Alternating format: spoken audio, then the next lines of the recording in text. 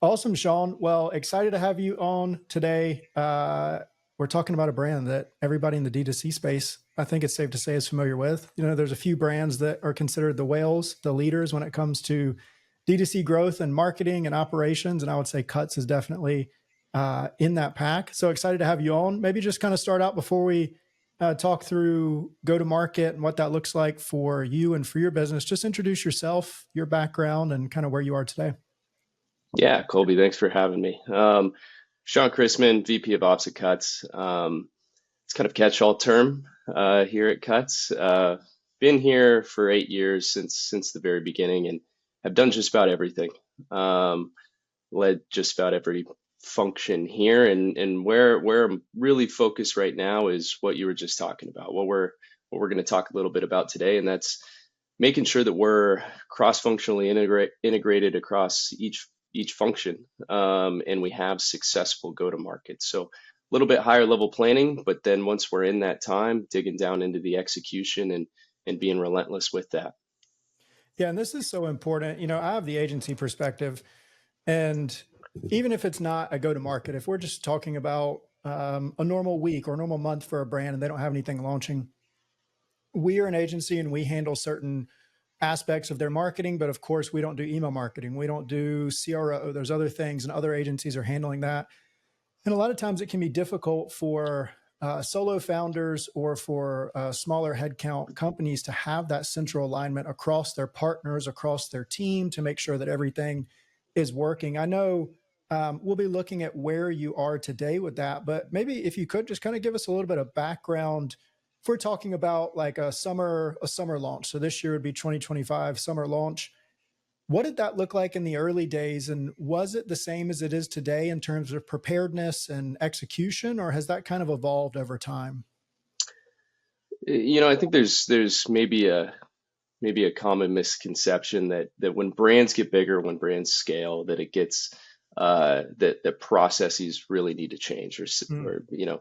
um, it the variables in our business are different than they were back when we were starting out, but really the process is the same. Now, the products we're developing, the tactics that we're using in marketing, the size of the team, those things are different. But the way that we approach seasons is fairly consistent. What we're doing is we're first looking at our customer. We're understanding what type of season we're jumping into, and the relative to what's that consumer going to be expecting, what's that consumer going to respond to. We're looking at product, and we're understanding what can we mature, what are we going to have momentum in, and what are we going to bring in that's new.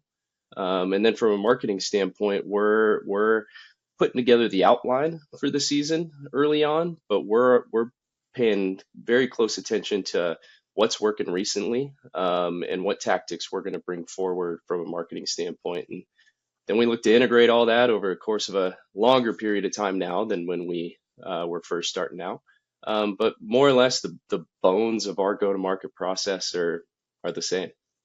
And so if we're talking summer 2025 and you have a new collections dropping, new SKU variants dropping, things such as that, when does that planning generally start for you?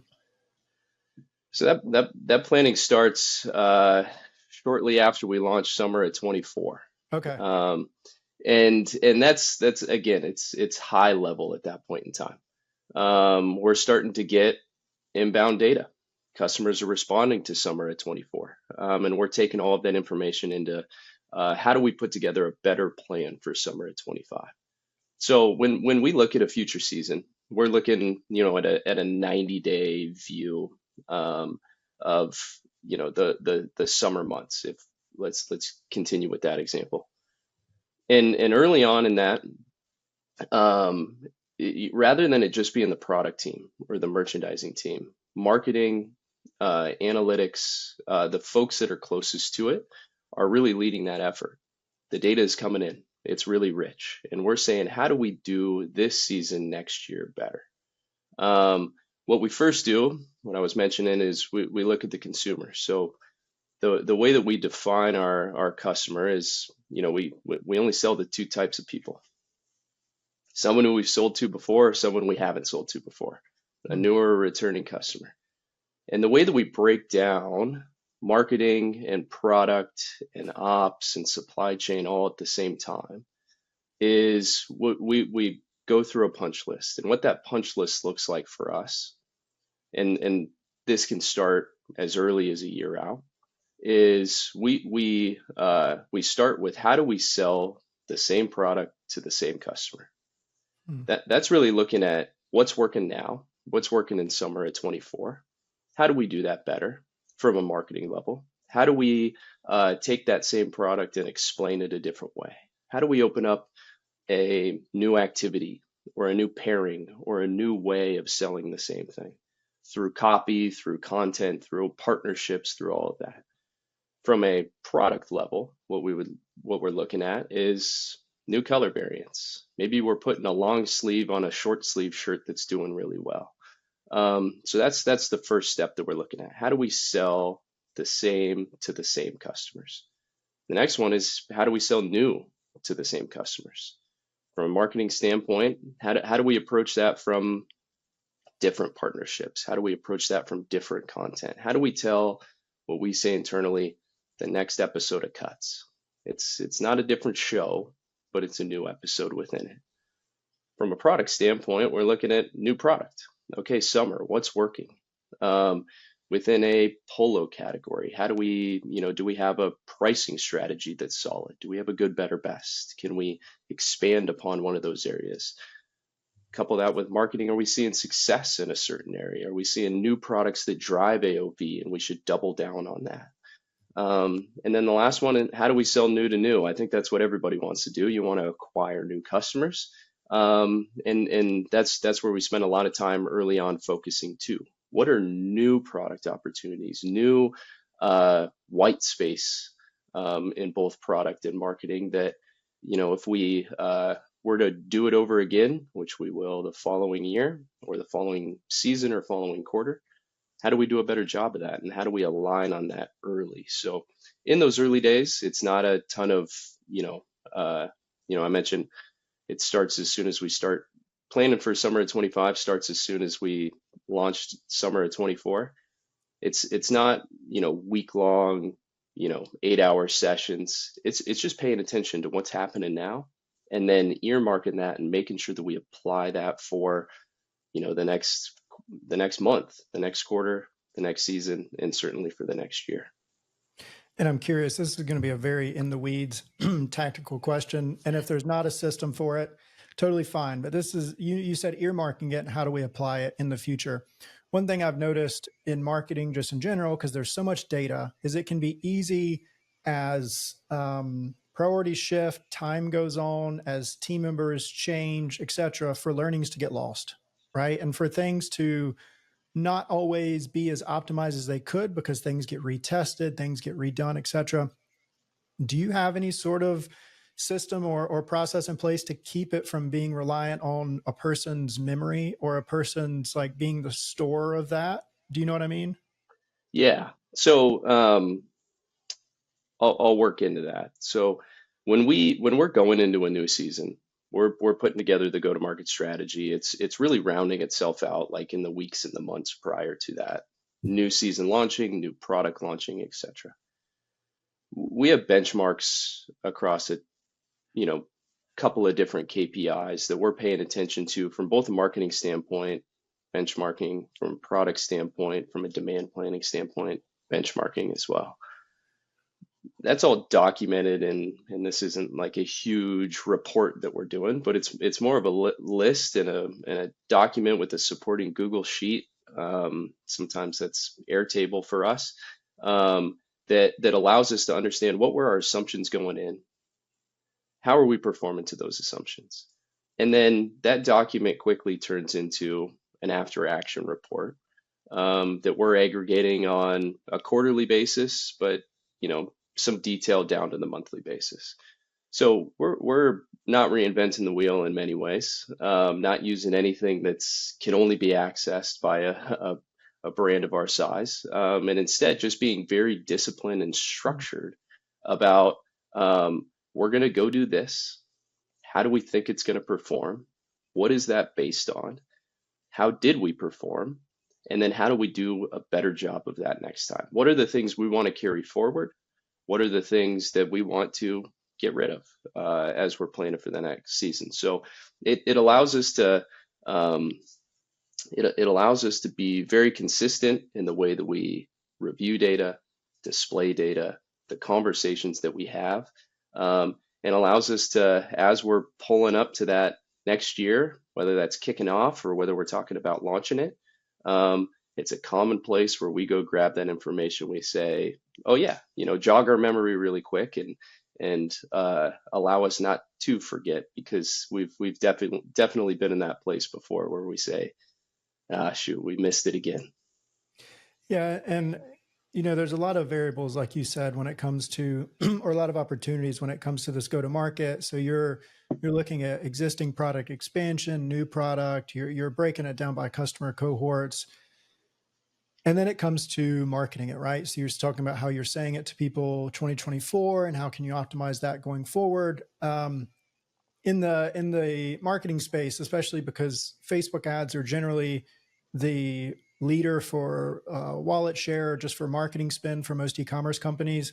Facebook ads creative strategy is the big popular thing now, right? That's a role that wasn't really around 2 to 3 years ago. We've always needed to know how to talk to people and how to make good ads, but it really became important 2 to 3 years ago.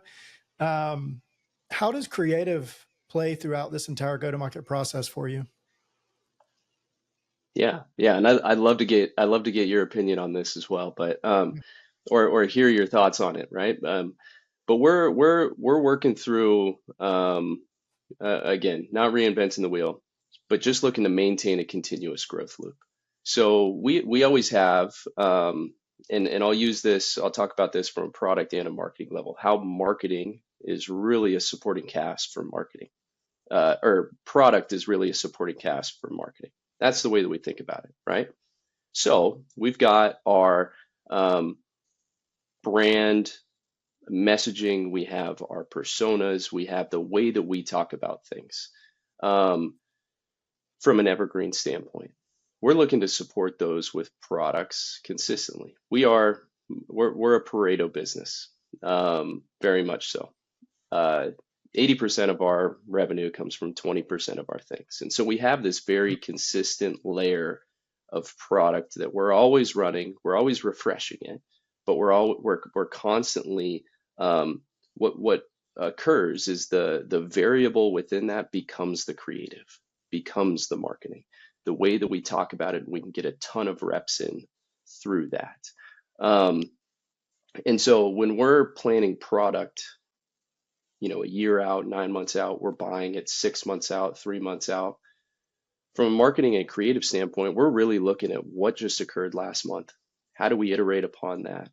How do we go into a launch with our known tactics, the things that we know are going to work, but how do we continuously test things through creative, through messaging, through partnerships, different types of media, to be able to ensure that we continue to compound continue to compound and continue to iterate upon the variable that we can impact the most. So product is not a variable that you get many reps on. Throughout the year, we're not launching as many products as we are types of content. And so that's where we really like to focus and make sure that we're going in with what's going to work from a creative standpoint, but we have opportunities that are new, exciting, and fresh relative to that season, relative to the product that we're coming out with, relative to the consumer that we're looking to either acquire or retain during that period of time. No, I agree with you. And I think you said something interesting at the end there, which was, well, you said a lot of interesting things, but you said one thing I'm going to double down on, which was related to the season, related to the product. And that's one thing at our agency that we're really pushing for creative strategy. As I shared, the role of a creative strategist is 2 to 3 years old, right? I mean, for agencies, it's a newer role. As we've lost data, as we've lost targeting, creative has become more and more important. And in real time, agencies are figuring out processes. So the expectations of a creative strategist, the processes they follow are still very new, right? And it's very easy to say, like if you're talking about a media buyer, because that role's been around for longer, if someone's a junior or a senior because they know how to look at blended MER or they know how to break down ROA by new customer versus existing customer to really understand if they're driving net new revenue and positive growth for the business, or if they're just looking at like shiny platform metrics, right? So there's multiple ways that you can understand somebody's ability, things more complex than the two I listed as well. With a creative strategist, most of the process really just starts and finishes with messaging angles, which those are very important, right? But website copywriters, email marketing, all of those use messaging angles. And the way that we're trying to push the creative strategy process is to start with the business and with the seasonality so we can make sure we're saying the right thing at the right time, right? And I'll give you an example, like a skincare brand. So, and just think about commercials you see on TV from the big P&G or Jergens or big companies. Moisturizing is a common messaging angle for wintertime because people are dealing with dry and flaky skin. When it comes to summertime, we're focused on UV protection and UV damage repair. When it comes to fall time, it's UV recovery and maybe some sort of exfoliant, right? If we just focus on UV protection from the beginning of summer all the way down to the end of fall, we'll likely see conversion drop off and things will uh, start performing worse. But if we don't have our head on a swivel to understand the big picture of the business and the macro, there might be some issues there, right? There might be continued iterations on something that can't work at that time of the year because we all talk about messaging angles and reviews, but we don't look at what time of the years are the reviews talked about or the Reddit posts that people are searching for as well. So I think that seasonality piece is very important to make sure that we're tactfully going about it. And even like clothing, and I've never been in your ad account, so I can't say, but I mean, just going off this theme, like um, short sleeve shirts, for example, right? If someone's working with a clothing brand that does workout gear or something like that, your creative in the summertime would be someone outdoors, running, working out, but maybe focus on shifting that creative to somebody inside of a gym during the wintertime, right? Because that's where the product's going to be used and it's more relatable for most states in the United States market, maybe not California and a couple of others. But yeah, that's in general the direction we're really trying to go, just to make sure that we're keeping that full business context in play and to be able to move other metrics than just CPA, because lowering CPA is important, but that's kind of a lagging indicator, right? With conversion rate and a couple of other things. Lifting AOV is also important. So if you know summertime UV protection and damage repair for your skincare brand, maybe you build a PDP with a bundle offer for that. And maybe that's what your ads focused on, et cetera. So that's the direction we go in with creative. But it sounds like on your side, because things are so well organized top down with product, with marketing, that's something that you all can really lead from the forefront that way. Yeah, that it's fantastic insight, and it's a great reminder in the different levels that you can affect consumer behavior, and you can lean into where that consumer is already going to be behaving.